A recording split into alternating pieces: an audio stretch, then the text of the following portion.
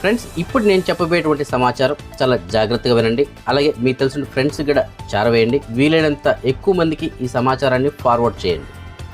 ఎంత ఎక్కువ మంది తెలుసుకొని అది గవర్నమెంట్ వరకు చేరితే అంత మంచిది. ఇంతకీ మ్యాటర్ ఏమిటో మనం చూసుకున్నట్లయితే, ప్రస్తుతానికి బయట దేశాల్లో ఎవరైతే ఉంటారో అలాంటి వారు సంపాదించిన డబ్బులతో కొంత బంగారం తీసుకొని ఇంటికి వెళ్ళాలని చెప్పేసి అనుకుంటూ ఉంటారు.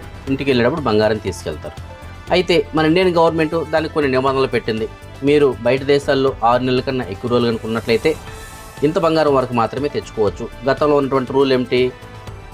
మగవాళ్ళు అయితే కనుక 20 గ్రాముల బంగారం, లేదు 50,000 రూపాయలకి సమానమైనటువంటి బంగారం. ఆడవాళ్ళు అయితే కనుక 40 గ్రాముల బంగారం, లేదంటే 1,00,000 రూపాయలకి సమానమైనటువంటి బంగారం అని చెప్పేసి అన్నారు. అది ఎప్పుడో పెట్టినటువంటి రూల్ అది. సో అది ఇప్పటికీ అలాగే కొనసాగుతూ ఉంది.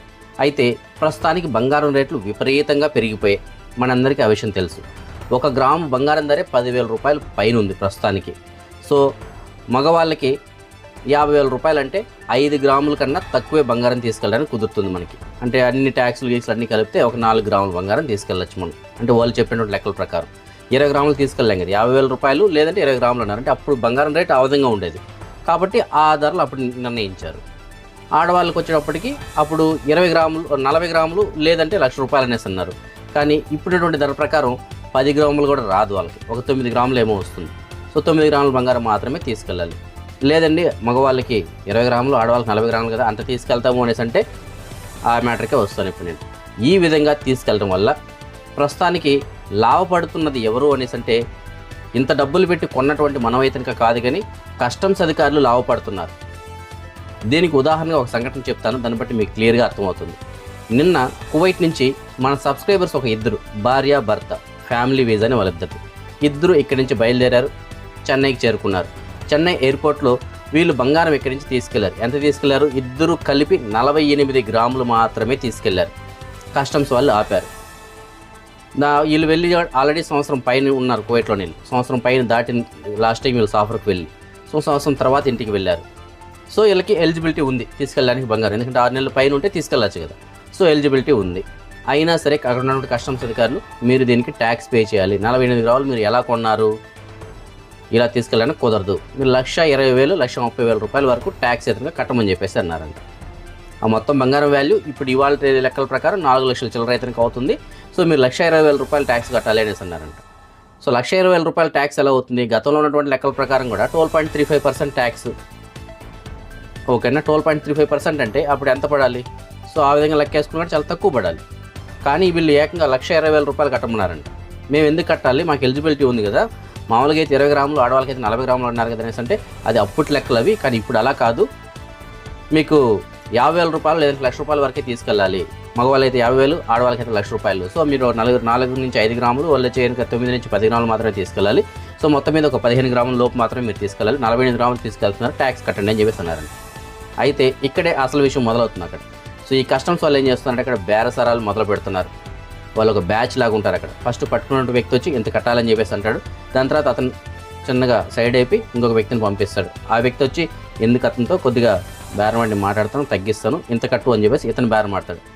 ఇతను పక్క జరుపుకున్న తర్వాత 3వ వ్యక్తి వస్తాడు. వాళ్ళందరితో కాదు, ఎందుకు ఊరికే నువ్వు ఇక్కడ ఈ విధంగా చేసుకున్నావు అంటే నీ బంగారాన్ని సీజ్ చేసేస్తారు, ఏదో ఎంతో కొంత డబ్బులు కట్టేసుకుని వెళ్ళిపో. అయితే కువైట్ దినార్లు కట్టమని చెప్పేసి డిమాండ్ చేస్తున్నారంట. ఇండియా డబ్బులు ఇస్తామంటే వద్దు, ఇండియా డబ్బులు మేము తీసుకోము, మాకు కువైట్ డబ్బులే కావాలి, కువైట్ దినార్లే ఇవ్వండి అని చెప్పేసి అంటున్నారంట. వాళ్ళ పిచ్చి కాకపోతే కువైట్ నుంచి వెళ్ళిన వాళ్ళు కువైట్ డబ్బులు తీసుకుని ఇండియాకి ఇంటికి వెళ్తారు, డబ్బులు మొత్తం బ్యాంకులో వేసుకుని ఇంటికి వెళ్తారు. కానీ కువైట్ డబ్బులు ఇక్కడి నుంచి ఇంటికి క్యారీ చేస్తారు ఎవరైనా? ఏదో వచ్చేటప్పుడు ట్యాక్సీ డబ్బులతో పాడు ఒక 5 దినార్లు 10 దినార్లు అని తీసుకెళ్ళచ్చు. కానీ వాళ్ళు ఏకంగా 100 దినార్లు 120 దినార్లు కట్టమంటున్నారంట. అంత డబ్బులు ఎవరిని ఇక్కడి నుంచి తీసుకెళ్తారా? ఒకసారి ఆలోచించండి. సో దినార్లు కట్టండి అనేసి అది కూడా డిమాండ్ అంట. దినార్లు మాత్రమే కట్టమని.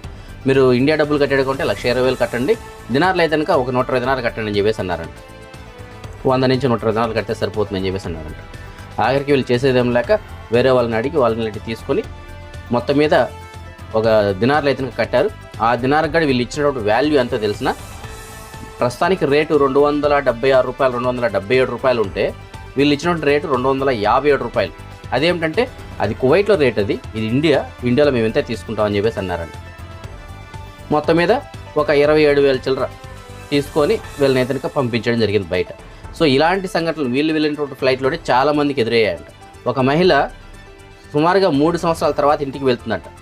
పిల్లలకి వాళ్ళ కూతురికి పెళ్లి చేయాలని చెప్పేసి వెళ్తుందంటే ఆల్రెడీ ఆవిడకి భర్తగా లేరు, నేను సింగిల్ లేడీనండి, సో కూతురికి పెళ్లి చేయడానికి వెళ్తున్నాను అని చెప్పేసి ఈవిడ 50 గ్రాములు తీసుకెళ్తుందంట. దానికి ఆవిడ్ని దగ్గర 2 లక్షల రూపాయల పైన డిమాండ్ చేశారంట. కడితే కానీ పంపేము, లేదంటే బంగారం ఇక్కడ పెట్టేసి వెళ్ళిపోండి అని చెప్పేసి డిమాండ్ చేశారంట. అలాగే ఇంకొక వ్యక్తి కేవలం అతను ఒక రింగ్ తీసుకెళ్తున్నట్టు ఉంగరం, ఆ ఉంగరానికి కూడా డబ్బులు తీసుకున్నారంట. ఉంగరం ఎంత ఉంటుందండి? మహా అంటే 8 గ్రాములు 9 గ్రాములు ఉంటుంది. నీకు 4 గ్రాములు 5 గ్రాములు తీసుకెళ్ళాలి, ఇంత నువ్వు తీసుకెళ్తున్నావు, నీకు ఇంత డబ్బులు ఏంటంటే వచ్చింది, ట్యాక్స్ కట్ అని చెప్పేసి డిమాండ్ చేస్తాడు. సో ఇలాంటి సంఘటనలు అదే ఫ్లైట్లో చాలామందికి ఎదురయ్యాయంట. సో దీన్ని బట్టి మనకు అర్థమవుతుంది ఏంటి, ఇక్కడ మనం బంగారం ఇంక పైన గ్రాముల్లో తీసుకెళ్ళడం కాదు. ఇండియా డబ్బులు 50,000కి ఎంత వస్తుంది, ఇండియా డబ్బులు 1,00,000కి ఎంత వస్తుంది, ఇంత మాత్రమే తీసుకెళ్ళాలి. సో అక్కడ కస్టమ్స్ వాళ్ళు ఏది చెప్తే అదే వేదం. సో వాళ్ళు ఎంత చెప్తే అంతే, ఇంకా వాళ్ళు చెప్పినటువంటి రూల్స్. కానీ ఇక్కడ మనం గమనించాల్సింది ఏంటంటే, గవర్నమెంట్ ఎక్కడైనా సరే మనకి అఫిషియల్గా గతంలో చెప్పినట్లు ఇప్పుడు ఏమైనా చెప్పిండదా? బంగారం ధరలు పెరిగిన తర్వాత ఏమైనా చెప్పిండదా? మనకి ఎక్కడ కానీ ఎలాంటి న్యూస్ కానీ లేదు. నేను వెబ్సైట్ అంతా కూడా వెతికాను, అన్ని వెబ్సైట్లోనే చెక్ చేస్తాను, ఎక్కడ కానీ కొత్త రూల్స్ అయితే ఇంకా లేవు. మరి వీళ్ళకి ఎక్కడి నుంచి వచ్చే కొత్త రూల్స్? పోని కస్టమ్స్ అధికారులు కొత్త రూల్స్ చెప్పినప్పుడు దానికి తగ్గట్టు వాళ్ళు డాక్యుమెంట్స్ కూడా పర్ఫెక్ట్గా ఉండాలి, లేదంటే వాళ్ళు ఇలాంటి బేరాలు ఆడకూడదు. గవర్నమెంట్ రూల్ ఇది, సో మీరు ఇంతవరకు తీసుకెళ్ళచ్చు అని చెప్పేసి వాళ్ళు పేపర్లు ఇవ్వాలి కదా, అది కూడా ఇవ్వట్లేదు. డబ్బులు బేరసారాలు ఆడి తీసుకుంటున్నారు అంటే అది దొంగతనంగా తీసుకుంటున్నట్లే కదా లెక్క. సో దీనిపైన మనం ఎవరికి కంప్లైంట్ చేయాలి, ఎవరికి కంప్లైంట్ చేయాలని సరే తీసుకునే వాళ్ళు లేరు. దీనికంటూ ఒక ఆఫీస్ ఎక్కడ ఉంటుందో మనకు తెలియదు.